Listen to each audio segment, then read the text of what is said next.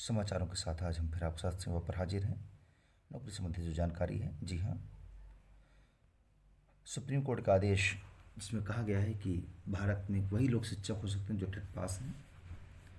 उस टेट परीक्षा को पास करने के विरोध में यूपी समेत भारत के करीब 22 राज्यों से शिक्षकों ने दिल्ली में मार्च किया, प्रदर्शन किया और इस टेट के खिलाफ आंदोलन किया है। और वो लोग जो तकरीबन 40 से ऊपर के उम्र के हो चुके हैं, वो नहीं चाहते कि उन्हें टेट परीक्षा देनी पड़े और इससे राहत के लिए लगातार आंदोलन किए जा रहे हैं। देखते हैं इसमें सुप्रीम कोर्ट किस निर्णय का सरकार का दखल देती है।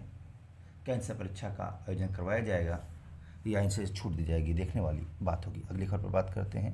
अगली खबर फिर वही दिल्ली शिक्षकों पर है और अभी महर्षि भारद्वाज वेद विद्या समिति के द्वारा जो प्रयागराज में स्थित है, एक नया विज्ञापन जारी किया गया है। इस विज्ञापन के तहत वेद अध्यापक का एक पद और संस्कृत अध्यापक का एक पद सृजित है, जिसमें न्यूनतम 25 वर्ष आयु है और अनुभव 1 वर्ष का होगा और मानदेय 30,000 रुपया प्रति माह दिया जाएगा। बात करें, ये एक मानदेय आधारित सेवा है, ना कि मूर्तः सरकारी। बात करें इस पद की तो इसकी अंतिम तिथि 10 दिसंबर 2025 है। अगले पद विज्ञापन की बात करें तो अगली खबर में आपके हिंदी सिनेमा के ही मैन अर्थात धर्मेंद्र जी, शोले फिल्म के हीरो का कल निधन हो गया। वो 89 वर्ष की आयु में उन्होंने कल अंतिम सांस ली और उनका करियर बहुत लंबा रहा, लगभग 65 साल का लंबा करियर, जिसमें उन्होंने 300 से अधिक फिल्मों में काम किया है और सनी देओल जी ने उनको मुखाग्नि दी। हिमालयी फलों निचले इलाकों का साथ छोड़ा। जी हाँ, बहुत बड़ी खबर है। जितने भी हिमाचल या उत्तराखंड जैसे राज्यों में जो हिमालयी फल थे, अब उन इलाकों में पैदा नहीं होते हैं। ये बड़ी समस्या का विषय जानने को मिला और अब ये सब ऊंचे वाले पैदा होने लगे हैं। अगली खबर है कि जिन शिक्षकों को अभी हाल ही में स्थानांतरण किया गया है, उन शिक्षकों का वेतन कैसे जारी होगा, इस पर खबर ये है कि सरकार ने निर्णय लिया है कि उनका भुगतान बहुत जल्द चालू किया जाएगा और पोर्टल से ही किया जाएगा, जैसे सभी कर्मचारियों को मिल रहा है। और ऐसा आदेश 2 जिलों के डीएम के द्वारा लागू कर दिया गया है। इसी प्रकार से सभी जिलों में ये लागू कर दिया जाएगा। अगला प्रश्न है कि हाल ही में क्या देखा जा रहा है कि छात्रों के बीच में खुदकुशी का दौर चल रहा है। सरकार अब इस पर एक 9 सदस्यीय कमेटी बनाएगी और वो तय करेगी आखिर इतनी मौतों की जिम्मेदार कारण क्या है। कहीं कोचिंग सेंटरों का दबाव तो नहीं जिस कारण ये मौतें हो रही हैं, या कुछ और मामले। इस पर जांच के लिए सरकार के द्वारा 9 सदस्यीय कमेटी का गठन कर दिया गया है, जिसका अध्यक्षता शिक्षा मंत्रालय के लोगों के द्वारा किया जा चुका है। बात करें अगली खबर की। जी हाँ, कल गुरु तेग बहादुर की 350वीं शहादत दिवस था, जिसके अवसर पर उनको पंजाब के कई मदरसों में और भारत के कई मदरसों में गुरुद्वारों में याद किया गया। कल 24 तारीख थी, तो कल से जूनियर शिक्षक भर्ती में अध्यापक के 1262 और प्रधानाध्यापक के 253 पदों सहित कुल 1515 पदों के लिए ऑनलाइन आवेदन लिए जा रहे थे। लगभग 42,000 विद्यार्थी इस परीक्षा में पास हुए हैं। उन्हीं द्वारा आवेदन किया जाएगा और 23 दिसंबर को इनका रिजल्ट जारी किया जाएगा। 14 दिसंबर इस आवेदन की अंतिम तिथि है और सरकार के द्वारा फरवरी तक लोगों को ज्वाइन करने का निर्णय लिया गया है। बात करें अगली खबर की। जी हाँ, अगली खबर ये है कि डीएलएड के फॉर्म भरे जा रहे हैं और कल प्रथम 3 घंटे में 141 से अधिक लोगों ने डीएलएड के फॉर्म भरने का निर्णय लिया और तकरीबन पूरे प्रदेश के 67 डाइटों में 10,600 और 3,034 निजी कॉलेजों व अल्पसंख्यक कॉलेजों में मिलाकर 2,28,000 पद हैं और टोटल 2,39,500 पदों के लिए विज्ञापन जारी किया गया है। 15 दिसंबर तक इसके फॉर्म भरे जाएंगे। बात करें हम, इलाहाबाद में ही एक संस्थान चलता है, मोतीलाल नेहरू राष्ट्रीय प्रौद्योगिकी संस्थान MNIT। जी हाँ, यहाँ से 112 शिक्षकों की पदों की भर्ती का विज्ञापन जारी किया गया है और उस विज्ञापन के बाद इंटरव्यू की परीक्षा जनवरी में कराने का निर्णय लिया गया है। डिप्टी मैनेजर समेत 122 भर्तियाँ। जी हाँ, कल भी हमने इसकी बात की थी। भारतीय परमाणु ऊर्जा निगम लिमिटेड के द्वारा 122 पदों का विज्ञापन जारी किया गया है। जिसमें डिप्टी मैनेजर के कुल 31 पद, जिसकी न्यूनतम योग्यता MBA। इसी प्रकार डिप्टी मैनेजर वेतन लेखा, इसकी भी न्यूनतम योग्यता MBA। डिप्टी मैनेजर लीगल, जिसकी न्यूनतम योग्यता है आपका LLB। और इसी तरीके से एक पद है जूनियर हिंदी ट्रांसलेटर, जिसमें कुल 8 पद हैं, जिसमें हिंदी में आपका मास्टर्स हो तथा अंग्रेजी अनिवार्य वैकल्पिक विषय रहा हो या अंग्रेजी माध्यम से मास्टर किया हुआ हो। इसके अलावा हिंदी व अंग्रेजी में डिप्लोमा या सर्टिफिकेट हो। 2 वर्ष का अनुभव वाले को वरीयता दी जाएगी।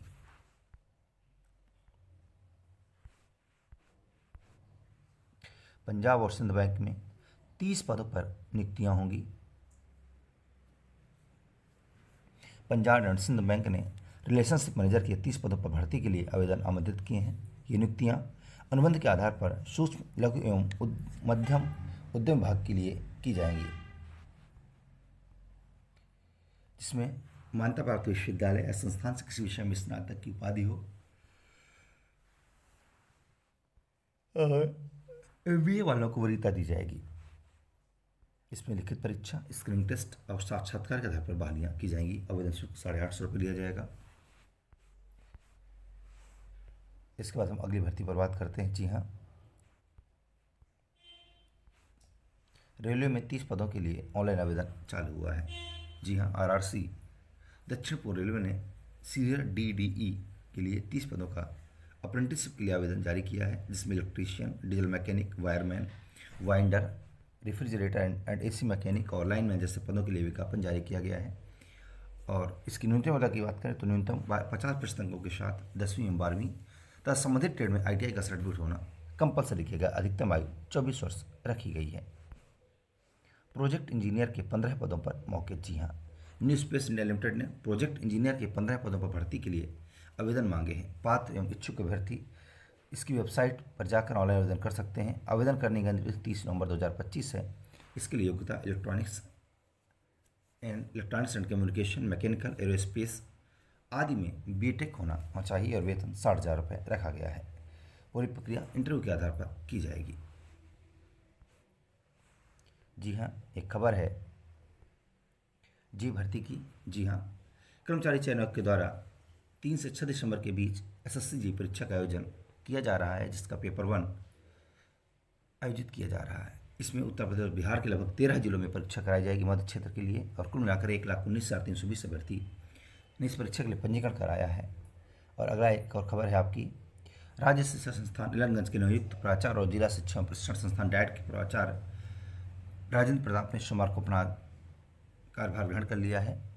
और राजेंद्र प्रताप को 1995 बैच के IPES अधिकारी इसके पहले रह चुके हैं और वाराणसी में उच्च शिक्षा विभाग में कार्य भी कर रहे थे। इसके अलावा हम बात करें सहायक निदेशक मत्स्य के पदों पर इंटरव्यू भी UPPSC के द्वारा आयोजित किया जाएगा।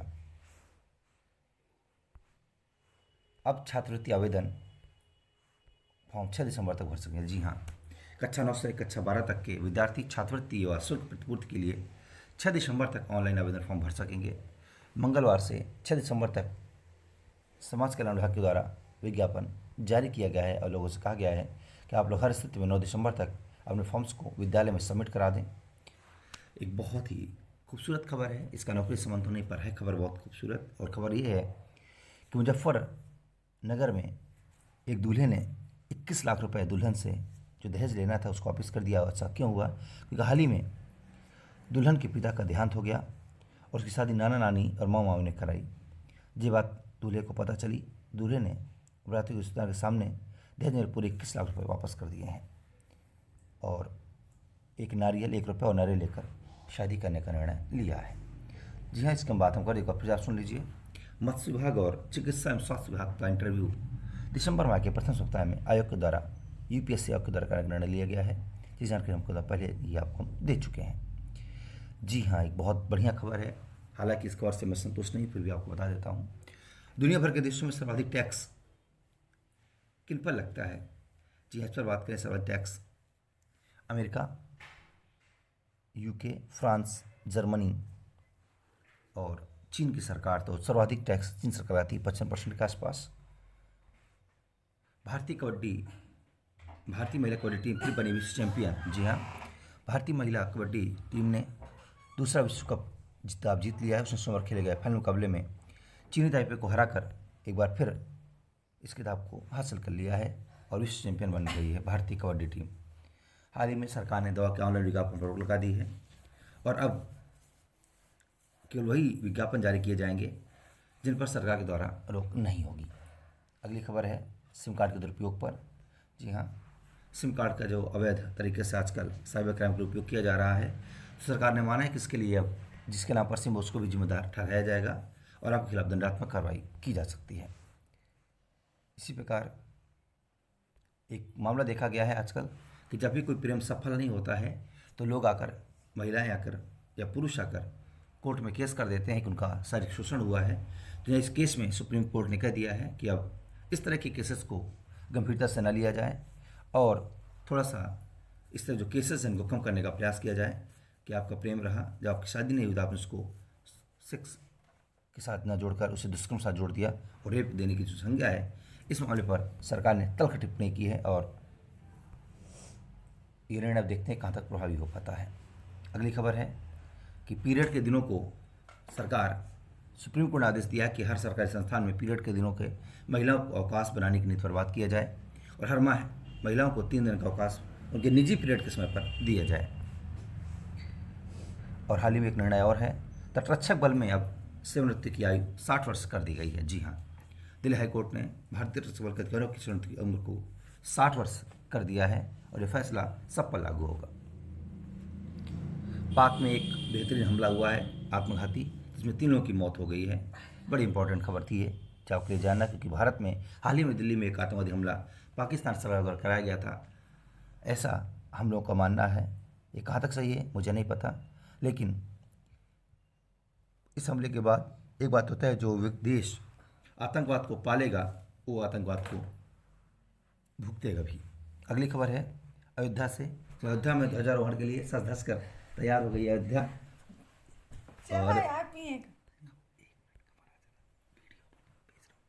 और भगवान श्री राम की जयंती पर उत्तरी अयोध्या में एक बार फिर से अयोध्या पूरी सज चुकी है और अयोध्या को सजाकर बिल्कुल खूबसूरत कर दिया गया है। आप सबसे उम्मीद है कि आप सब भी अयोध्या जाइए और भगवान श्री राम के दर्शन कीजिए। अगली खबर है, हाल ही में मिस्टर सूर्यकांत जो भारत के 53वें मुख्य न्यायाधीश बने हैं, उन्होंने भारत में हिंदी में शपथ लेने वाले देश के पहले प्रधान न्यायाधीश बन गए हैं। इसके पहले गवई ने बहुत ही बढ़िया निर्णय लिया था और गवई भारत के प्रधानमंत्री थे, भारत के मुख्य न्यायाधीश थे और दोनों ही, चाहे वो केंद्र सरकार के विपक्ष के नेता हों या भारतीय प्रधानमंत्री, दोनों ने इनको इस बात की धन्यवाद दिया है। जी हाँ, एक और निर्णय हुआ है, कल पहले दिन ही CJ सूर्यकांत ने फैसला सुनाया है कि असाधारण परिस्थिति में ही तत्काल सुनवाई पर विचार किया जाए, अन्यथा जो नियम उस पर ही कार्रवाई की जाए। इंटर्नशिप के लिए उत्साह 17,000 ने कराया पंजीकरण। जी हाँ, खबर है आपकी पटना से, जहाँ पर महिलाओं को जो इंटर्नशिप दिया जा रहा है उसके लिए 17,000 लोगों ने आवेदन किया हुआ है।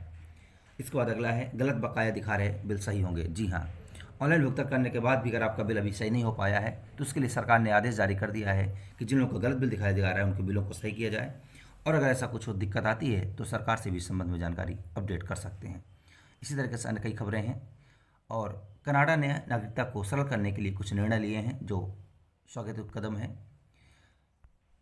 अगली खबर है आपकी राजधानी दिल्ली की। जी हाँ, राजधानी दिल्ली में कर्मचारियों को आदेश दिया गया है कि आधे कर्मचारी रोज आएंगे और आधे घर बैठ कर ही काम करेंगे। इसके बाद हम अगली खबर पर चलते हैं और ब्रिज कोर्स के लिए जो बीएड के पास लोग हैं उनके लिए ब्रिज कोर्स का संचालन चालू किया गया है और ब्रिज कोर्स के लिए आवेदन शुरू हो गए हैं। इसके बाद अगली भर्ती है पुस्तकालय अध्यक्ष की रिक्ति, लाइब्रेरियन की भर्ती। जी हाँ, पटना सरकार के द्वारा लाइब्रेरियन की भर्ती का विज्ञापन जारी कर दिया गया है और लगभग 4,000 पदों के लिए ये वैकेंसी कभी भी दिसंबर माह में इसका विज्ञापन जारी होकर परीक्षा करने का निर्णय लिया गया है।